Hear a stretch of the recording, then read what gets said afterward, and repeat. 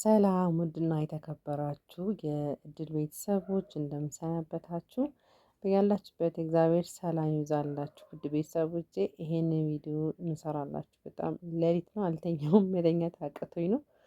መቼ እንደምወስደው አላውቅም፣ ግን ውስጤ በጣም የከነከነኝ ያለ የቀነኒ ጉዳይ እኔም ብቻ ሳይሆን የመላ የኢትዮጵያ ሕዝብ እየከነከነኝ ነው። ዛሬ አንዱዓለም ጎሳ በኦሮምኛ ቪዲዮ ሰርቶ ነበረ።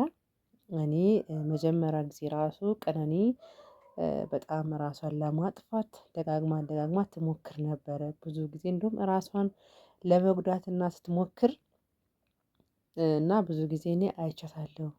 ለወንድሟም ተናግሬያለሁ። ወንድሟም ይጠብቃት ነበረ። እንደውም በቃ ዲፕሬሽን ውስጥ ስለነበረ ዲፕሬሽን ውስጥ ከምትሆኚ ብዬ ሱቅ ከፍቼላታለሁ። ብዙ ጊዜ አንዳንድ ስራዎችን አብረን እንድንሰራ እያንቀሳቀስኳት ነበረ። እና እኔ እስካሁን ተናግሬ የማላውቀው ነገር ብዙ ችግር ነበረባት እሷ ብሎ ሲናገር ነው። ምንም የሀዘን ስሜት ፊቱ ላይ የለም። አብዛኛው ኢትዮጵያን ካያችሁ ቪዲዮን ቲክቶክ ላይ የሀዘን ስሜት ፊቱ ላይ የለም። ጀስት እንደ ኖርማል እንጃ እንደዚህ የሆነ የሩቅ ዘመን እንደሞተ ራሱ ያዝናልና እንደ እኔ ይቅርታ የተሰማኝ ስሜት ነውና የሀዘን ስሜት ውስጡ የለም። ሲጀመር ደግሞ ማለት ነው ይደበድባት ነበር። ባይገላት ራሱ ይደበድባት ነበር። የእሷ ፊት ተጎድቶ ተበልዞ መቼም የአይን አይደለም ያ ሁሉ ቪዲዮ እያየን የነበረው ፎቶዎች መቼም የእሷ ፎቶ ነው እንጂ የተቀናበረ ወይ ደግሞ ሌላ ሰው ፎቶ አይደለም። እና ደግሞ አባቷ ትክክል ነው። አንዳንድ ሰው ስለ ጉማ አላወራም ይላል። ጉማ ማለት ያው ካሳ ልክፈል ብሎ ተናግሮ ነበር ይባላል። እሱ እኔ ያልተናገርኩም ውሸት ነው ይላል። ግን ባለፈው ደግሞ ብዙ ሰዎች ሲያሰራጩ የነበረው አባቴውም እንደተናገረው እኔ ጉማ የልጄን ጉማ አልፈልግም፣ ፍትህ ነው የምፈልገው። ምክንያቱም የእሷ ጉዳት ህመሙ ሰው ተረድቷል፣ ግን እሱ አልገባውም። የልጄ ጉዳት እስካሁን አልተገለጸም።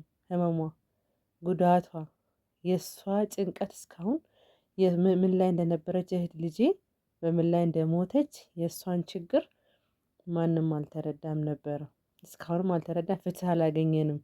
ፍትህ ሳናገኝ ደግሞ እኛ የሀገር ሽማግሌዎችን ንቀን ሳይሆን አባገዳዎችን ንቀን ሳይሆን ምክንያቱም ጉማ ስለማንፈልግ ነው። የልጃችን ጉማ አንበላም። ትክክለኛ ቆራጥ አባት ነው። አንዳንድ ሰዎች በባህልና በሀገር ሽማግሌ ሆዳም ሰዎች አሉና ልጃቸውን ደም የሚበሉ ሰዎች አሉ። ይሄ የሀገርን ባህል ማንም ሰው ባህሉን አይጠላም። ግን እንዴት ነው እቺ ልጅ የሞተች እኮ ዘላ ሳትጠግብ አንድም ነገር ክፋትና ተንኮል እንኳን ሳይታይባት እቺ ልጅ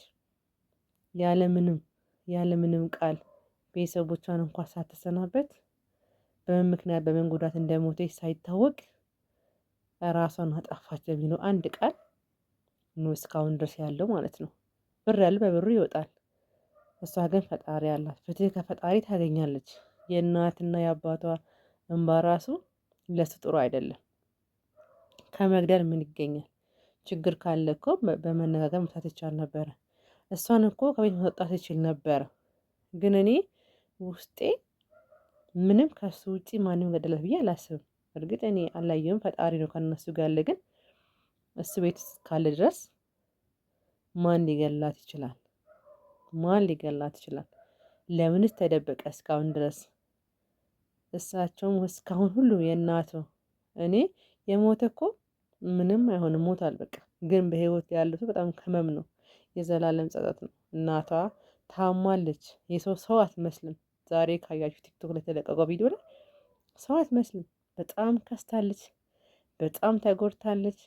ውስጧ እርር ብሏል። ምክንያቱም ልጇ ገና በቃ ተምራ አስመረቅናት። ልጃችን በቃ ትልቅ ደረጃ ልደርስ ነው፣ የእሷን ወግ ማድረግ ልናይ ነው ብሎ ገና ተደስተው ሳያልቁ ነው በአጭር የቀጯትና በጣም ነው የምታሳዝነው። ቀነኒ ፍትህ ለቀነኒ፣ ፍትህ ለቀነኒ። ሁላችሁም በዓለም ያላችሁ ለምን አንድ ቪው እና 3 ሰው አያይም?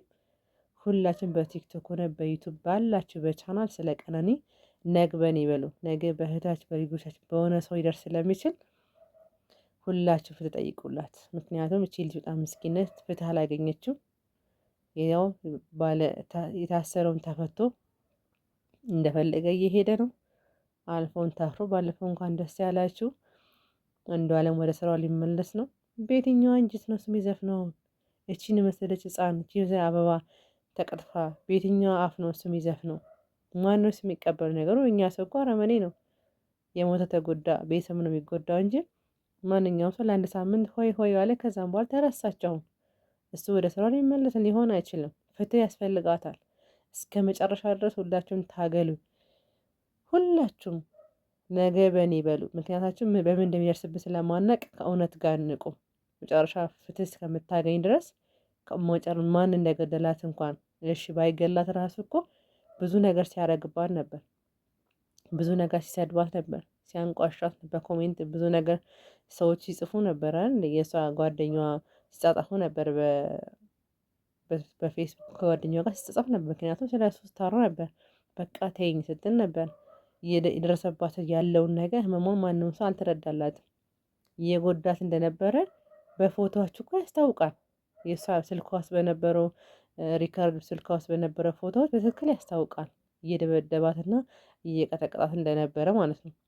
እሺ በምን ምክንያት እነሷ ዲፕሬሽን ውስጥ የገባችው? እሱ እኮ ተናግሯል።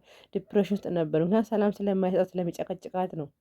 ጨቅጫቃ ስለሆነ ህይወቷን እንዳትኖር እያደረጋት ስለሆነ ነው እንጂ ከመሬት ተነስታ ምን አታ ነው? እናት አባት አላት፣ እውቀት አላት፣ መልክ አላት። ምን አታ ነው ዲፕሬሽን ውስጥ የምትገባው? ምን አታ ነው ችግር ውስጥ የምትገባው? ምን አታ ራሷን የምታጠፋው? በምን ምክንያት ነው እሷ? ይሄ መጠየቅ አለባችሁ ሁሉም። ለምንድን ነው አሁን እሱ ባወጣው ቪዲዮ ላይ እኔ አይቻታለሁ ብዙ ጊዜ ልትሞት። በምን ምክንያት ነው የምትሞተው? ምን አታ ነው? ዲፕሬሽኑ ከየት የመጣ ነው? በሱ ምክንያት ነው ሁሉ ነገር የመጣባትና ውድ ኢትዮጵያውያን ኤርትራውያን አሁንም ከቀነኒ ቤተሰቦች ጋር እንድትሆኑ በትህትና እጠይቃለሁ። ፍትህ ለቀነኒ፣ ፍትህ ለኢትዮጵያ እህቶቻችን በደል ለሚደርስባቸው ፍትህ እጠይቃለሁ። እኔ ያለኝን ነገር ሁሉ በአንድ ቃል መቼም መግለጽ አይቻልም። የእሷ ነገር በጣም ከባድ ስለሆነ ሀዘኑ ህመሙ ከባድ ነው። ተወርቶ የሚያልቅ አይደለም። ብቻ ፍትህ ለቀነኒ፣ ፍትህ ለቀነኒ።